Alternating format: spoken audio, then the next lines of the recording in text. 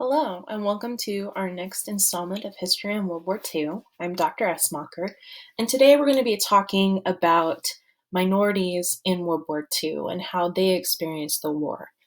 For many minorities in World War II, this war drastically changed their outlook on their status and their freedoms during wartime and the possibility for expanded rights and freedoms after the conclusion of World War II. So we're going to talk about a couple of different groups today, and in case you're wondering why this episode is titled The American Dilemma, we're going to talk about that today too. Short answer, The American Dilemma is the name of a book published in 1944. We're going to talk about how that book connects in to the minority experience of World War II later in this podcast.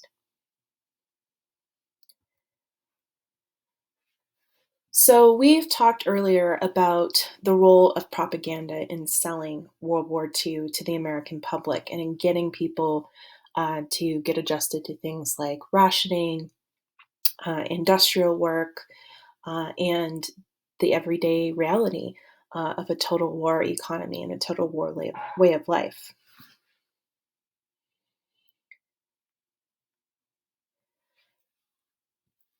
We see with World War II a celebration of diversity, and a lot of this stems from this shift in talking about immigrants that we started to see at the end of the 1920s. This shift away from this notion of Americanization, or that immigrants who come over should completely appropriate American culture and forget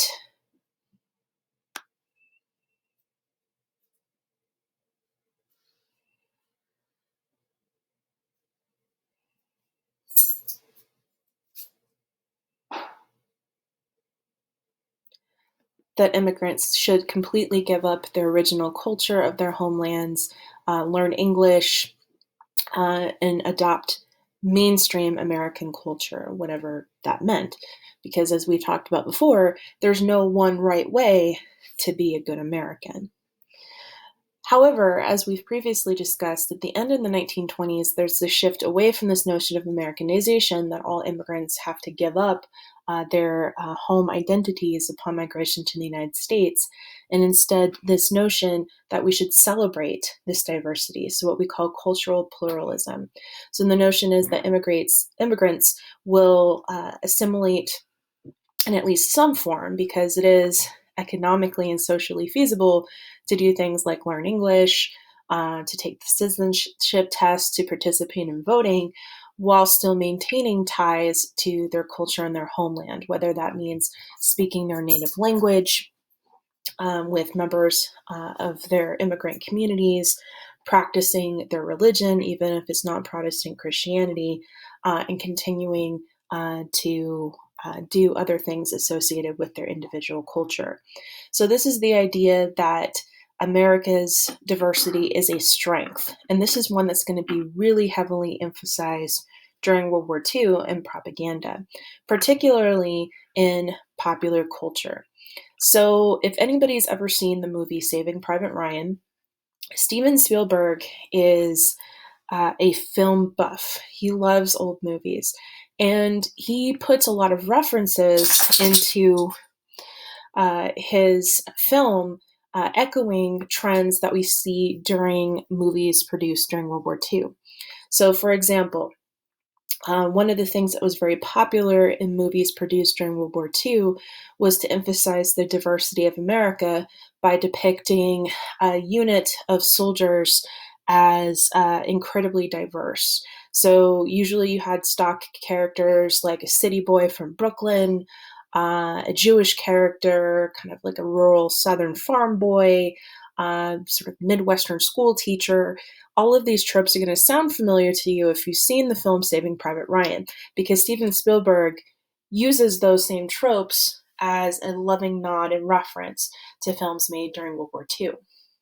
What you don't see a lot of in films made during World War II are non-white people.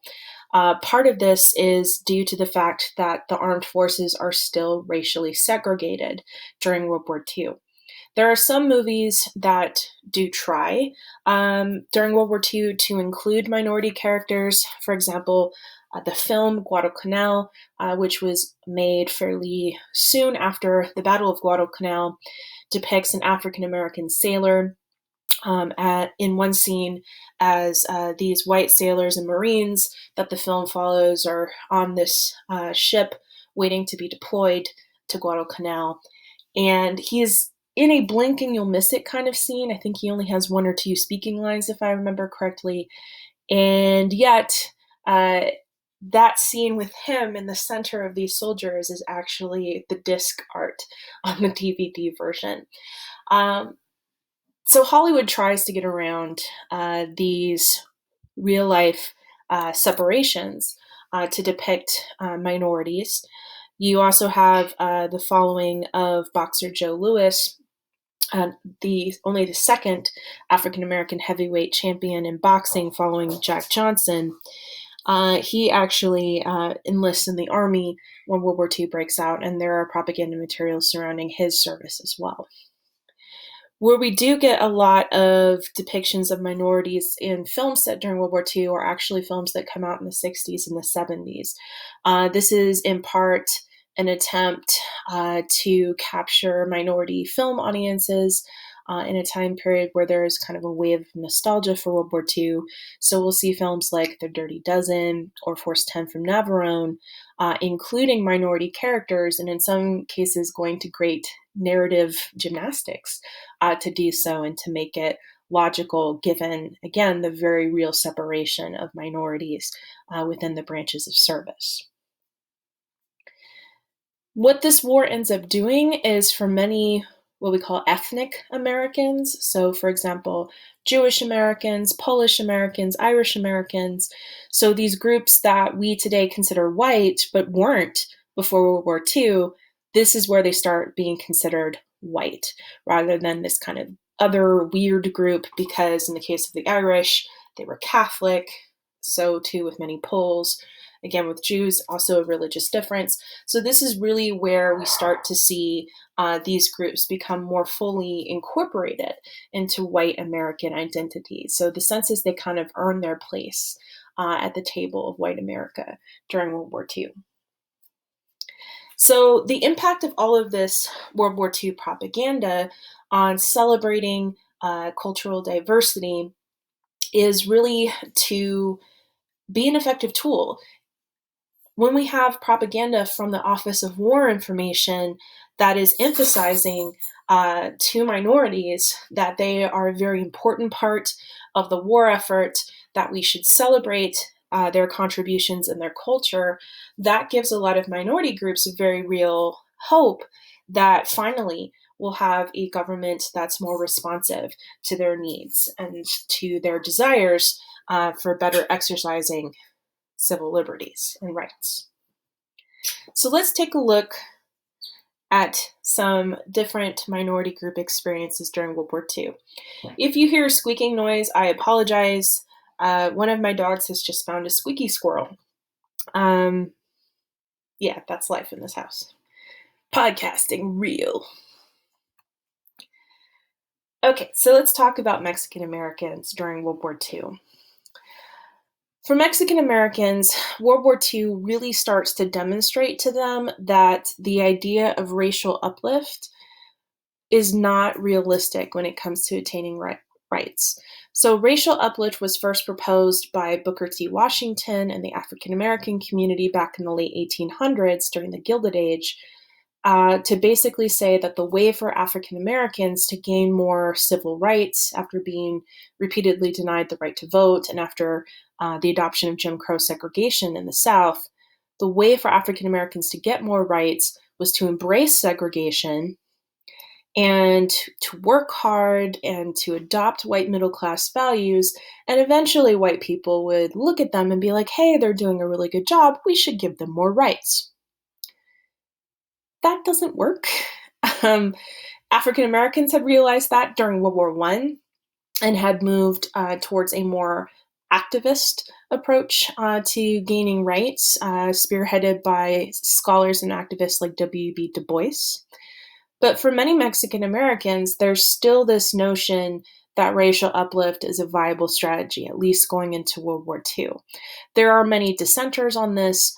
For example, a Mexican diplomat located at the Mexican consulate in Los Angeles famously said that if Mexicans wanted to become American, they would have to bleach their skin, dye their hair blonde, and change their eyes to blue. So, in other words, he didn't think it was possible for Mexicans and Mexican Americans to become fully embraced by the white community without literally becoming white. Nevertheless, many Mexican Americans still had this notion of hard work and opportunity and embracing white mainstream values. And what World War II really demonstrates for them is that this strategy is not working, that they're still very much the victims of discrimination. Particularly, we see this with the Bracero program. So the Bracero program was a program that was an agreement between the United States and Mexico to send in laborers to the United States to fill labor shortages in things like agricultural production and mining. Because these were Mexican nationals, they weren't allowed to work in, say, war materials production because you had to be a citizen to work in war materials production. But they were seen as potentially vital in the agricultural industry. The Bracero program will start in 1942 and will actually continue until 1964. And during the duration of this program, 4.5 million Mexicans will become Bracero workers. Many Bracero workers did not receive good treatment in the United States, particularly in Texas.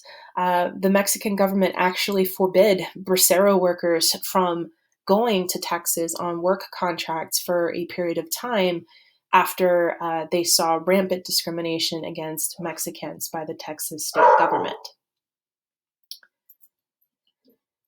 Many Mexican Americans joined the military, and even though African Americans, and as we'll talk about shortly, Japanese Americans were in segregated units away from white soldiers, this was not the case for Mexican Americans, particularly because white Americans were still sort of trying to figure out what to do with Mexicans. Previously, white or Anglo-America pretty much said, well, it depends upon your ancestry, right? If you have more Spanish blood, then you can be white. If you have more indigenous or native ancestry, then sorry, you're not white. So this is part of the reason why Mexican Americans were not in segregated units during World War II. And this is part of what makes it a little difficult to say with any degree of certainty how many Mexican Americans served in the military during World War II. When we look at census records, for example, during this time, they're not asking questions about ancestry or Mexican identity. In fact, not really until the 1980s does the census start to ask about Hispanic or Chicano identity. And so really for us, looking at Mexican Americans during this time period, we rely very heavily on questions and censuses asking about languages spoken at home.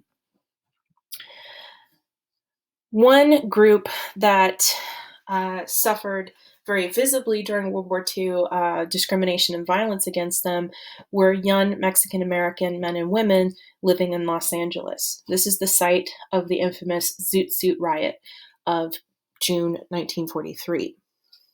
May and June 1943. So the Zoot Suit riot began with tensions between the military and the local Mexican American community in Los Angeles. There were a lot of tensions over the location of several new military installations in areas that were adjacent to Mexican American residential neighborhoods, particularly sites like Chavez Ravine, which today is the site of Dodgers Stadium, if you're a baseball fan. Many Mexican American communities were razed and relocated in the name of urban renewal following World War II. And many Mexican Americans resented the increased presence of white, and especially white Southern military men in their neighborhoods as they were commuting to these new military installations. And in exchange, there was a lot of anxiety and fear mongering in the white community over these young Mexican American men, mostly wearing this zoot suit. So in Los Angeles, we have the existence of a subculture called Pachuco.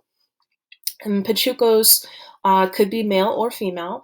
They were mostly, but not exclusively, Mexican American. Pachucos tended to speak a slang called Calo, which incorporated Spanish and some indigenous language. They loved to go swing dancing, and typically they adopted as their sort of visible uniform the zoot suit. If you've never seen a zoot suit, the classic example of one in pop culture is probably The Mask. So think of Jim Carrey's character, The Mask, in that iconic yellow suit. So zoot suits have very exaggerated jackets. They oftentimes the jacket would go down at least mid-thigh, almost to knee, and be very oversized with broad shoulders. The pants on a zoot suit were kind of like hammer pants or very exaggerated joggers if you're too young to understand the hammer pants reference, so that they were very wide throughout the thigh, but they kind of came in narrow and tapered at the ankle. The zoot suits oftentimes be topped off with hats. On the West Coast, the zoot suits usually were muted colors, so like normal suiting colors, and the hat style worn was what we call a pancake hat, so relatively flat, not a very wide brim going around it. On the East Coast, it's mainly white teenagers or African Americans wearing zoot suits, and there is where we get the kind of more iconic, colorful, bright zoot suit coming from the East Coast. The media, the press, the newspapers in Los Angeles called the zoot suit a badge of hoodlumism and constantly printed stories arguing that the only people who ever wore zoot suits were juvenile delinquents and criminals. And so there was this hype in the press about these guys being dangerous gang members. And this comes to a head in late May and early June 1943 when white servicemen stationed in Los Angeles decide that the Los Angeles Police Department is not doing enough to deal with this zoot suit problem. And so they take matters into their own hands and start attacking young men wearing zoot suits, beating them and stripping them of their zoot suits. This happens over a period of several nights and does not end until the Navy cancels all shore leave and other military branches similarly cancel leave in an attempt to lock down this rampage by servicemen against the Mexican American community. Do all zoot-suited youths commit crimes? No.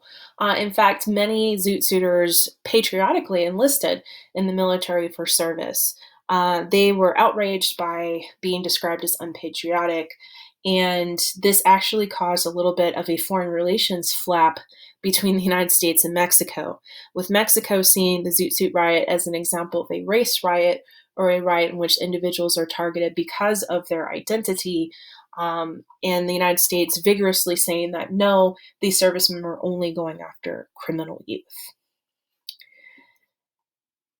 The Zoot Suit riot is really a turning point when it comes to Mexican American civil rights. For many Mexican Americans, this really details to them that they need to adopt a more activist approach to gaining civil rights and being free of this kind of violence and discrimination. So this is the time period where we start to get an emerging sense of Chicano identity. In particular, it will be veterans of World War II who are at the forefront of pushing for Mexican American civil rights in organizations like LULAC following World War II.